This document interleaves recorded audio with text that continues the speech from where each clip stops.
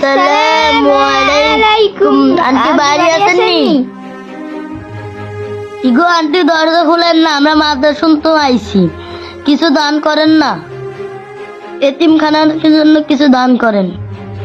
দাঁড়াও খুলি। আসসালামু আলাইকুম।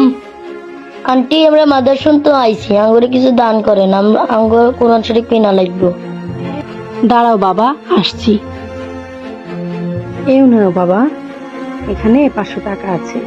টাকাটা নেও, তোমাদের হুজুরকে দিও এবং আমাদের জন্য দোয়া করতে বলো। ঠিক আছে আন্টি, খোদা হাফেজ, আমরা যাই। আসসালামু আলাইকুম। এই তুমি হচ্ছে গিয়ে মমিনের ছেলে না? বাড়ি সোনাপুর। জি। তুমি এখানে আসছো কেন? আর এই হাল কেন তোমার? তোমার তো আমি জানি যে তোমার বাবা মা তোমাকে ভালো একটা মাদ্রাসায় দিছে, মাসে মাসে টাকা দেয়। তা তুমি এমন এই যে চাউল তুলতেছো, টাকা তুলতেছো, ভিক্ষা করতেছো কেন তুমি? হ্যাঁ, তোমাকে কে পাঠিয়েছে এগুলা করার জন্য? আমাদের হুজুর পাঠিয়েছে। সেই এত দূর থেকে পাঠিয়েছে এই এই কালেকশন করার জন্য? আন্টি, আমাদের তো একটি গাড়ি দিয়ে এনে যারা নামিয়ে দিয়েছে। তোমার বাবা মা জানে যে তুমি এই যে এই মাদ্রাসার পড়ার ফাঁকে ফাঁকে এইগুলা করে বেড়াচ্ছ? তোমার বাবা মা কি জানে? না। তোমার বাবা মাকে তুমি জানাবে না? হুজুর বলছে যে এগুলো করলে সব কাউকে জানাতে।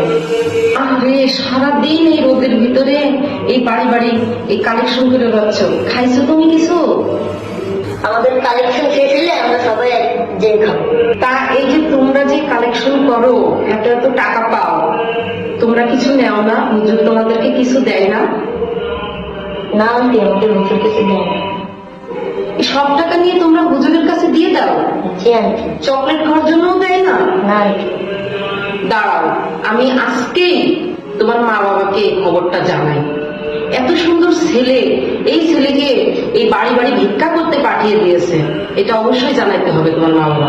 যাও। আন্টি, আমার আব্বুকে কিছু বললেন না, আমার আব্বুর মুখে হুজুর তো আমার অনেক আসবে আর আমাকে মারবে।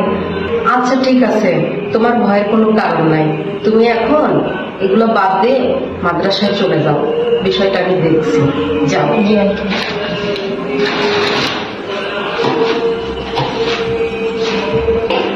দেখেন, আজকে এমন ঘরে ঘরে প্রতিটা শিশুই আসতেছে এই মাদ্রাসার নামে কালেকশন করার জন্য। আমরা যারা অভিভাবক আছি, আমাদেরকে সচেতন হতে হবে। আমরা আমাদের বাচ্চাদেরকে কোথায় শিক্ষা দিতে